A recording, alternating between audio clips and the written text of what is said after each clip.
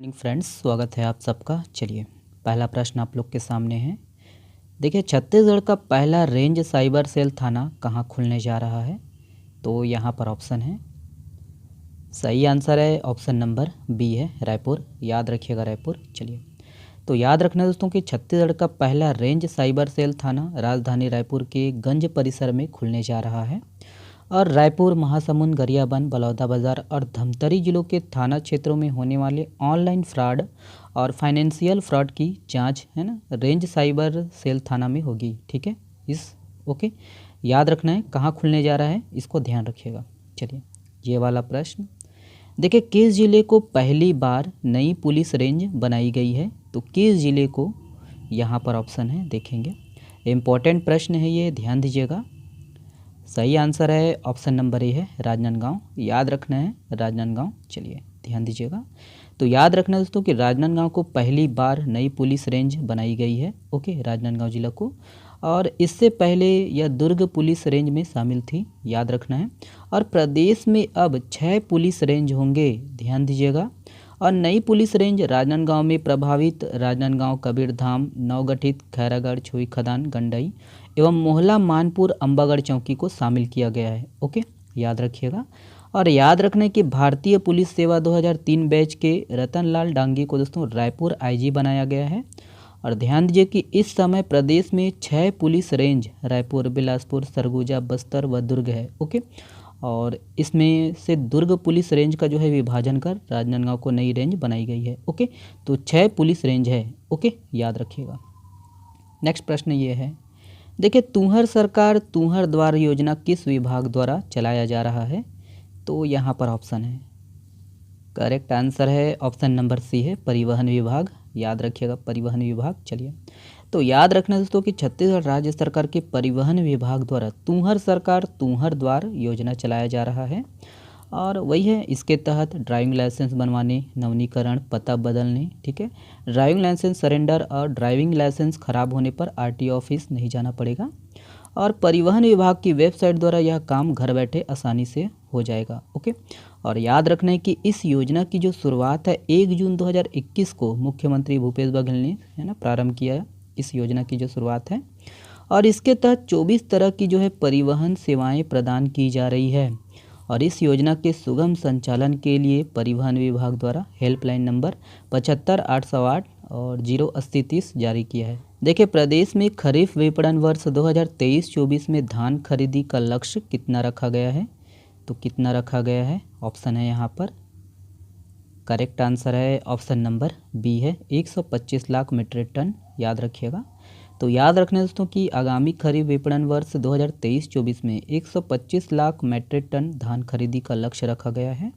और इस वर्ष धान बोनी क्षेत्र 33.61 लाख हेक्टेयर अनुमानित है। ओके, और वही है कि ठीक है, किसानों से 20 क्विंटल प्रति एकड़ धान खरीदी की जाएगी। ठीक है, इस वर्ष, याद रखना है। ओके, अगला प्रश्न देखते हैं। देखिए, स्पेस एक्स द्वारा लॉन्च होने वाला दुनिया का सबसे बड़ा निजी संचार उपग्रह कौन सा है? यहाँ पर ऑप्शन है, करेक्ट आंसर है ऑप्शन नंबर बी है, जुपिटर 3। याद रखिएगा। तो याद रखना दोस्तों कि जुपिटर 3 दुनिया का सबसे बड़ा निजी संचार उपग्रह है, और जिसे कैनेडी स्पेस सेंटर फ्लोरिडा से लॉन्च किया गया।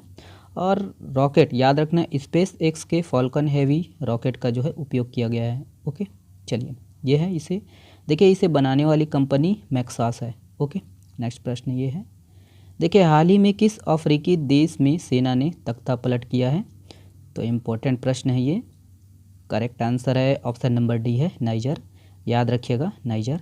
तो चलिए, याद रखना दोस्तों कि हाल ही में नाइजर में दोस्तों सेना ने तख्ता पलट किया है, और वही है, नाइजर के राष्ट्रपति मोहम्मद बेंजौस को हटा दिया गया है। ठीक है, देखिए, हाल ही में अंतर्राष्ट्रीय प्रदर्शनी का सह सम्मेलन केंद्र परिषद भारत मंडपम का उद्घाटन कहाँ किया गया?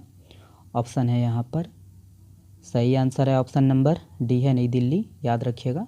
तो याद रखना दोस्तों कि भारत मंडपम का उद्घाटन नई दिल्ली में किया गया, और इसका नाम याद रखना है युगे युगिन भारत है, और यह दुनिया का सबसे बड़ा संग्रहालय होगा। ओके, ध्यान दीजिएगा।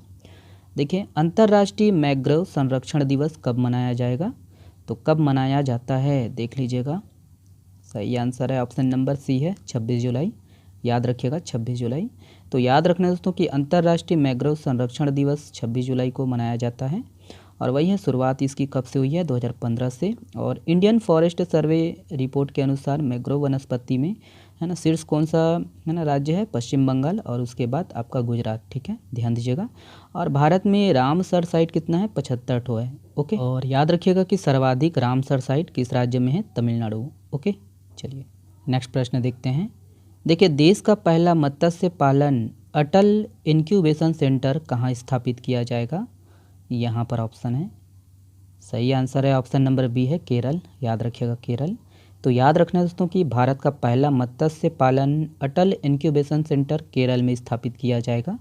और पीसी कल्चर याद रखना है, मछली पालन से संबंधित है। ठीक है, मछली पालन को पीसी कल्चर कहते हैं। ओके, नेक्स्ट प्रश्न देखिए, ऑस्ट्रेलिया के सर्वोच्च साहित्य सम्मान माइकल्स फ्रैंकलिन साहित्यिक पुरस्कार 2023 किसे मिला है।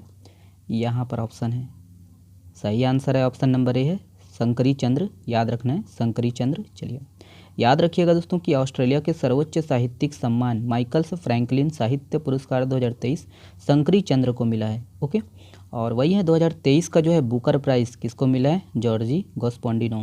ओके, और ये वाला प्रश्न आप लोगों के लिए है, निम्न में से किस स्थान से 228 साल पुरानी बावड़ी मिली है। इसका जवाब आप लोग को देना है कमेंट्स बॉक्स में।